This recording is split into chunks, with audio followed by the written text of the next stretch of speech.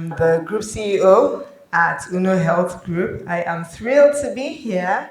Thank you, Layo, for the invitation. I'm always open to sharing, at least so people don't make the mistakes that we made when we started. What we want as business people, business leaders, is to build businesses that will truly run, flourish, grow, and scale without revolving completely around us. I've not reached here. I'm still on my way. But I have some insights, into how I can get there. That's what I'll try and share with you. So we want to be able to have sustainable and scalable businesses. Scalable. I always ask why, you go to other countries, if you go to, which business is prominent? So like there's a Sobe in South Africa. They have maybe 200 locations. Why are we not having a nail studio or hair salon that has 100 locations, 50 locations? Those should be the things we should be gunning for. And I'm hoping that by the time we're done, we have planted the seed for that. Even if I'm not the one that does it, I might not be the one that does it, but someone here should be able to do that, right? Next slide.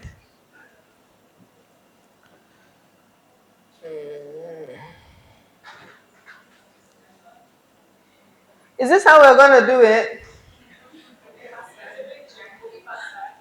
As in we will come out and enter. So our common founder traps, right? Micromanaging everything. Emira has already talked about micromanagement. Lack of delegation, no clear systems for documentation, and then business grinds to a halt in your absence. If you have to be there every day for things to work, you don't own a business, you have a job. So many of us, what happens is we leave paid employment and say, oh, I want to start my business. I don't want to work for anyone. I don't want to have a 9 to 5. But what you have created for yourself is a 247, right? That cannot do, or most things cannot be done without you there. So what you have ended up creating is an even more engulfing job than what you left. And we are hoping that we'll be able to emancipate ourselves from those type of situations, okay? So these are the traps that lead to that: micromanagement, lack of delegation. As a perfectionist, I know that it's extremely difficult to delegate. I am, one of my team members is here, so I can't even lie before she go and tell them that I was lying. I find it very difficult to delegate. Extremely, in fact, I was eventually forced into delegating, but I think that's also the beauty of having a great team. They force the things out of your hands, and that was what forced me to eventually delegate.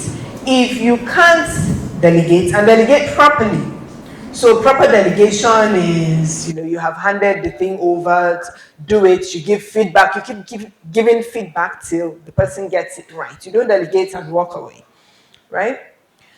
So yes, these are the common founder traps.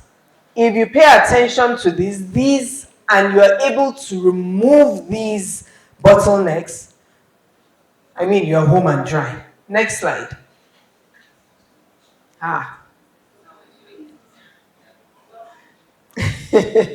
So what is a business process? A business process is a repeatable sequence of tasks that achieves a specific goal. So the business processes I can very quickly think about is onboarding a new team member, handling orders, managing inventory, and this is the key to consistency, efficiency, and scalability. Now, when we started very early on, so one of the good things that happened to me, And I always say that the universe conspires in your favor when you really want something. One of the good things that happened to me when I started Skin 111 was I got a scholarship to the Entrepreneurial Development Center. There was a good Goldman Sachs scholarship for women. I just applied. I started the business and I knew I had skill to provide the service that I wanted, the kind of service, the kind of ambience, yada yada, that I wanted for the facility and the business. But I knew I needed more skill. I couldn't quite say what it was. And these are two different things. I'll get to talking about that. There are two different skill sets. Your technical skill set is one skill set. Your business acumen is another skill set. You have to train differently for that. Most people that are technical people like Amira that gives away nail polish, that's that's the who she is. If she trains or as a properly, when you get proper business training, you will know that when you do that, accounts will come after you. Because where is our inventory? It's incomplete. What happened? So I was gifted with that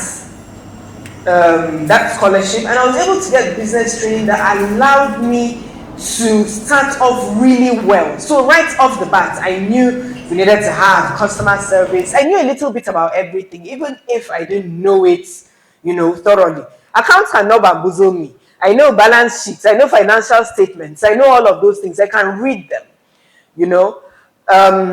so having that, you took away the slide.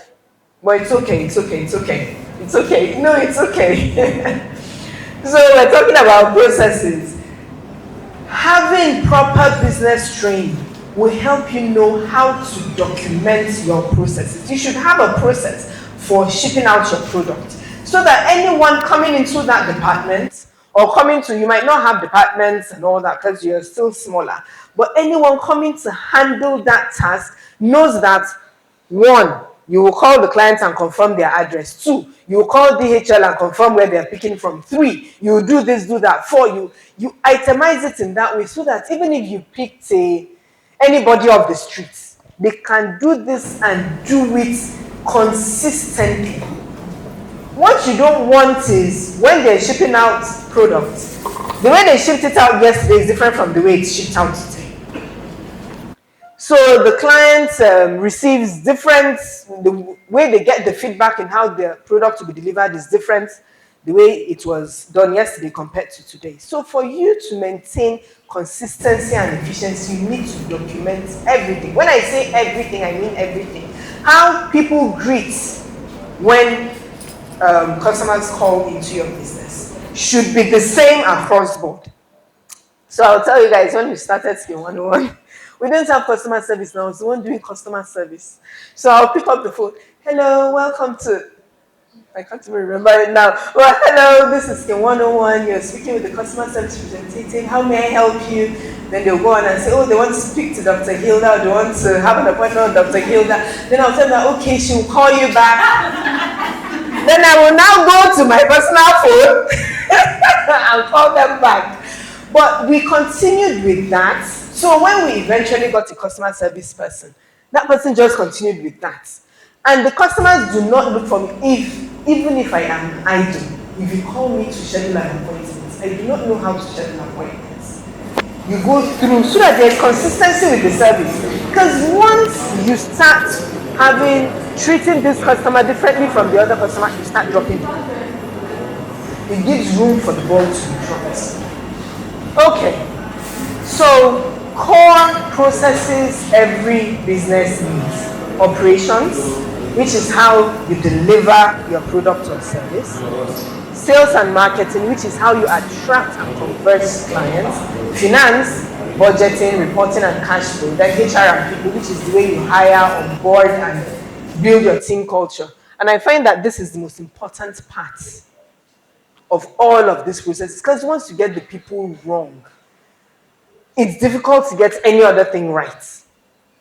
Then, of course, the customer experience, even customer support, feedback, and ensuring you retain the customers. Even if you will not document anything, right? But I expect that by the time you leave here, you go and start documenting, even if you're not doing it. Start one at a time. So let me tell you how we did it at the one. We didn't exactly have of course, by the time we had customer service, we had someone at the front desk, we had the business manager, she would go deposit monies that we didn't have an accountant. I was doing all the accounting work. I would document what was sold for that day, what went out of the business on that day, what is being carried forward, all of that. So when we're ready to properly start documenting and putting an employee handbook together, we would have meetings. So we have a culture where we have Monday meetings. We just finished one of our Monday meetings now. It's good to have, they're called routines. It's good to have routines in your business. So people know that every Wednesday, this is what you do. Every Friday, this is how you close. Every Monday, when you resume, this is how you open. Okay? So we have Monday meetings. We started them maybe 7, 8 years ago. So at those Monday meetings, I would ask, so how did you send out? We had an order for something to be sent out. How did you send it out? What was the process? The person will just say it. Oh, I did this, I did this, I did this, I did that. At the next meeting, I'll ask, is there any alteration to this process that you have had during the week that you would want us to tweak, that made it more efficient, that made it more, they can now say, oh, instead of DHL, because a lot of customers will complain about cost, we decided to use GIG. We add that to the process. And that's how you build your processes. And when you build them around the people, they accept them better. People, so many times your team wants to be seen. They want to know that they are involved in all that you're doing. Ask for opinions, even if their opinion will not be the last one, or even if you have made up your mind sometimes. And many times, when they say 2 heads are better than one, they are really better than one. Many times you ask for opinions so that even if you're not going to take all of the opinion, you put some of what they have suggested you take that consideration into your decision making. When they see that, they're excited to talk about things. Oh, this customer came in, they complained about this, or they did. What do you think we should have done that would have made their experience better? Things like that.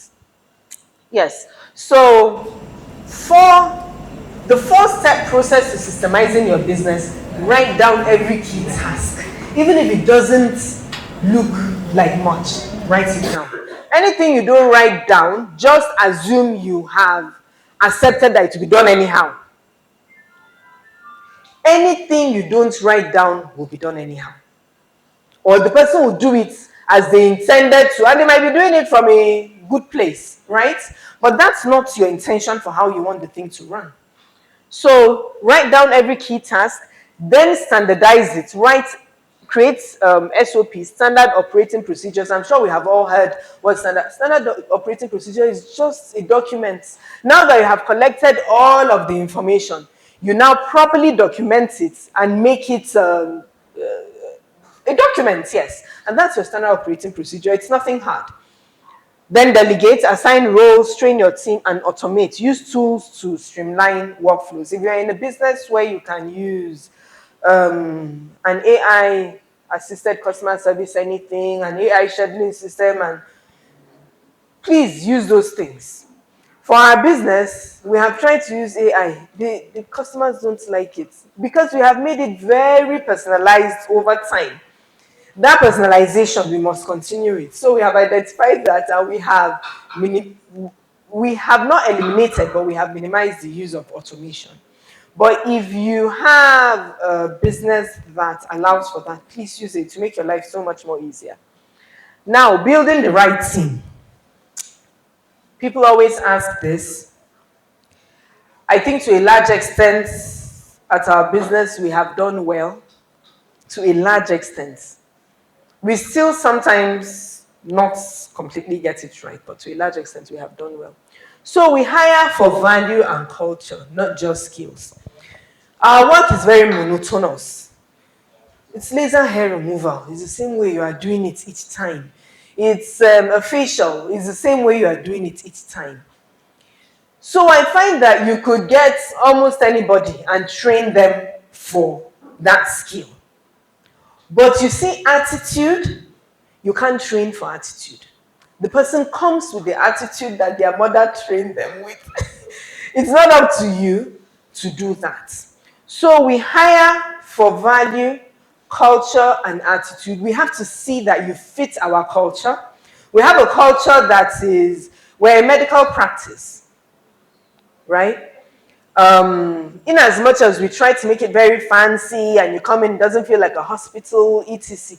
But we're a medical practice. So, and in medical facilities, the culture is mostly authoritarian because you're dealing with people's lives. So we are not here to play, but we have softened it a bit. There is a seriousness to it, but it's a bit softened. Not the way you would, it's not military. Because medical practice and military, it's not very far apart. So if you see the way they train us in the teaching hospitals, it's like military. When you see your superiors, you behave. So I find that even for that reason, the people that we train the least for attitude are the doctors and nurses at our businesses. We have more training and, change having to happen with the admin staff and all of that. We hire for values, culture, and attitude. Then we train for skill. So we train and empower, not just instruct. We create a leadership layer and we implement accountability systems, KPIs, reporting, reviews. So training and empowering, please don't remove this slide yet. Training and empowering. In building your team, so people will say that they will train the person, use 6 months to train, 1 year to train, then the person will leave. We train. As in, we train intensely. In fact, if you are not ready to upskill and upgrade yourself, you can't even stay at our facility. You can't stay at our business. We contribute to your training. You also contribute to your training. I always say that it's better you have someone stay with you and give you value for 1 or 2 years than have someone give you no value and they're there for 5 years.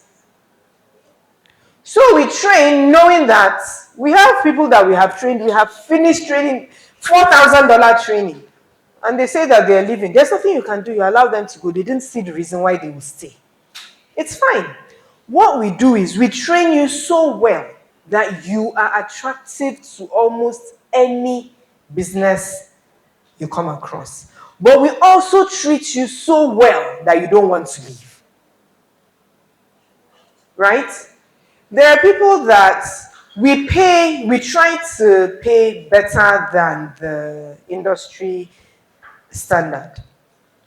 But I know that there are people with us now who we can't afford. We can't afford them. But they get so much, they provide so much impact, and they see the value that they give, that they're willing to stay and continue providing that value.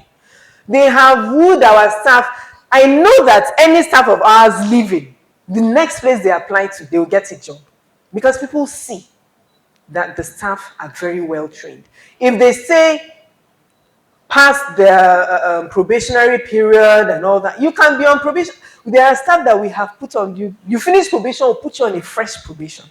Where anywhere else you went to, you'll be a stellar staff member.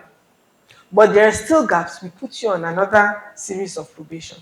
And we have trained you for 12 months. You are still not giving us, we just allow you to go. Right?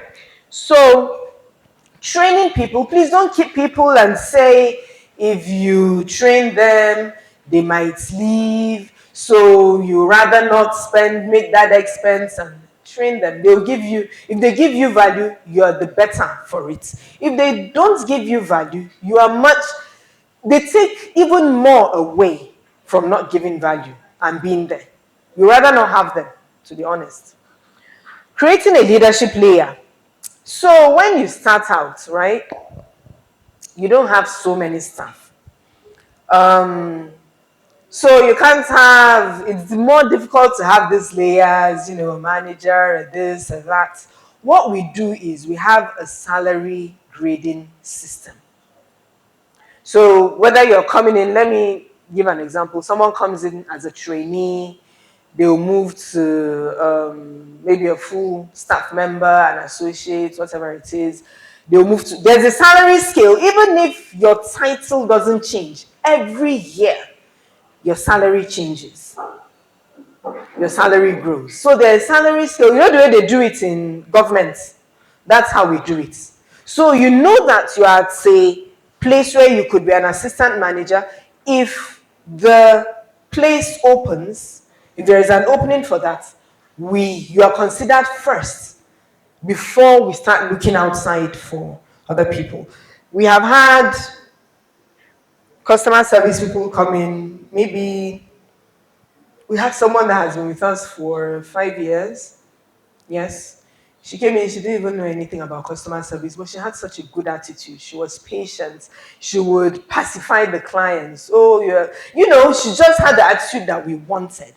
We kept her, we trained her, paid for the training. Of course, she had a stake in the training. She moved from there, the permanent staff, associate, this. She's manager now. She's head of customer service and sales. So, have some growth path. People don't want to be on the same level. Yeah. You know, there are people that are on 70,000 naira salary for the past 3 years. You can't do that. You create dissatisfaction. There is, even you as a human being, you know that you would like to see some growth in whatever you are doing. So try to create that. Please don't do it as the spirit leads. Have a documented system of doing it. Why? Because you want to have fairness across board. Whether you like it or not, you have staff that you like more than other staff because they make your life easier now. It's life. So that you are not caught, oh, okay, you did this well, we'll increase your salary, then you leave the other person. We'll increase. Let there be visible metrics that you are using to do that.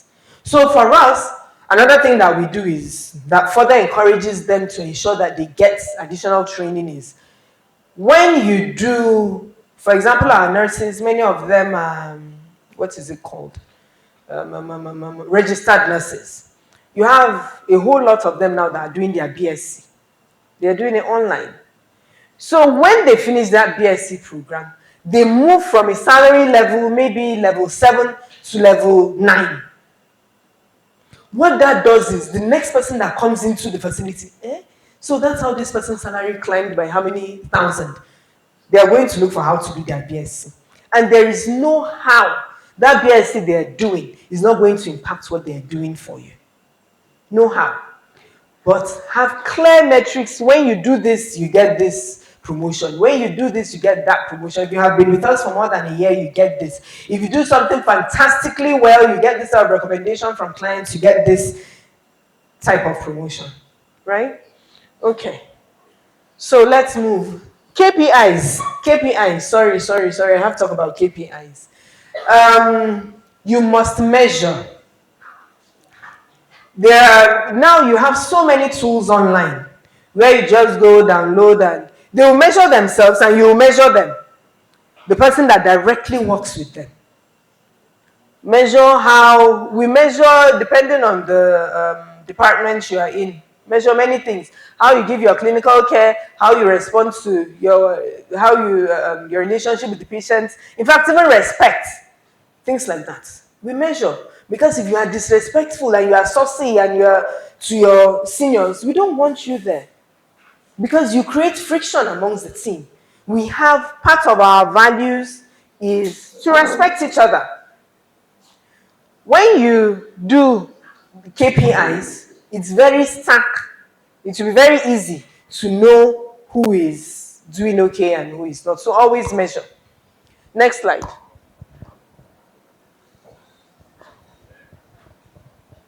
So these are some tools that will help you stay away. Even me, I don't use them all the time, but you should know that they are there. For project management, if you have a project, Trello, ClickUp, communication, Slack, WhatsApp Business, Zoom, automation, Calendly, QuickBooks, Zapier, documentation, Google Drive, Notion, Loom. Of course, automation, Splice will fall under that, right? So that you can automate your appointments and all that. All right, next slide. So, okay, case study. So we moved from a founder dependent. I've already gone through this story with you. How I was customer service, I was accountant, I was everything. To now we have proper teams. We have an accounting department, we have a marketing department, or a media department. We have a customer service, sales department, we have a nursing department, we have a clinical, So once you have 2 people in that team, please give them a department. Once it's more than 1 person in the team, give them a department. Your accountant, once accountant has come, in fact, that one accountant is enough. Accounting department. Okay? So clear SOPs for client journey, clinic operations, inventory, marketing, etc. Weekly team meetings. So these are some of the routines I talked about. We have weekly team meetings, monthly performance reviews, and quarterly reviews of all departments. As you grow bigger, it sounds like a lot, but as you grow bigger, you will not be saddled with all of these. All I don't even go for weekly, I go for Monday meetings, but the individual departments have their team meetings, they do their team meetings, they'll collate the information from their team meetings, hand over to the head of operations or the chief operations officer, and if there's anything that needs my attention, she brings it to my attention. Okay? So don't look at it and say, hey, when will you do all? The thing is, once you have started, you will continue in that path. The magic is to just start. All right? So there's business continuity when I travel or I take time off because I've been able to build this structure. But for medical businesses as well, many times, or for this type of service businesses, there are people that want to see you. They must see you. So you must be available for them at some point. So I can't completely take off. I might be gone for 1 month. I've not emancipated myself fully. Let me not lie. Let them not go and report me. That I lied. But the thing is I can be away for 6 months. And the business will run. Except for the few people that insist on seeing me. So, next slide.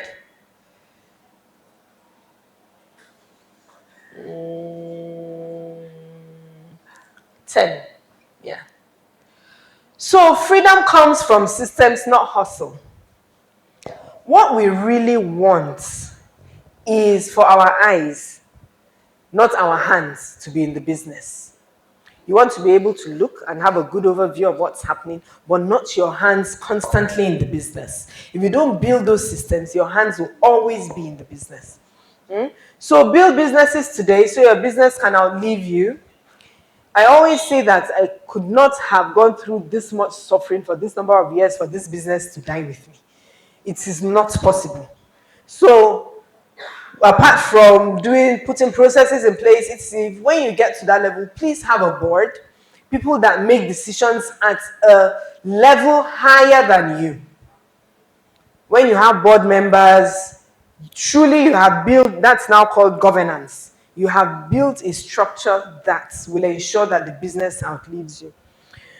So you don't have to do it all alone. Build a dream team. I've told you how, right? We have an idea about how to go about that. Then remember, if it's not documented, it doesn't exist, or you have left it open to be done anyhow.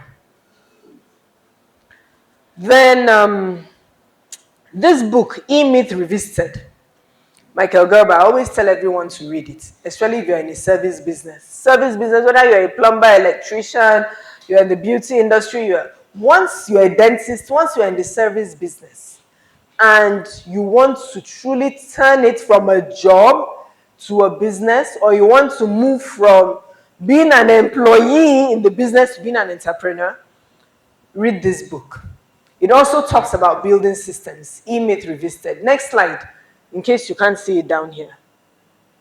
So, E-Myth Revisited, Michael Gerber, he really explains in a very basic level how to do this. All right? So that's that. Thank you. Next slide. Next slide would be the... Yes. Thank you.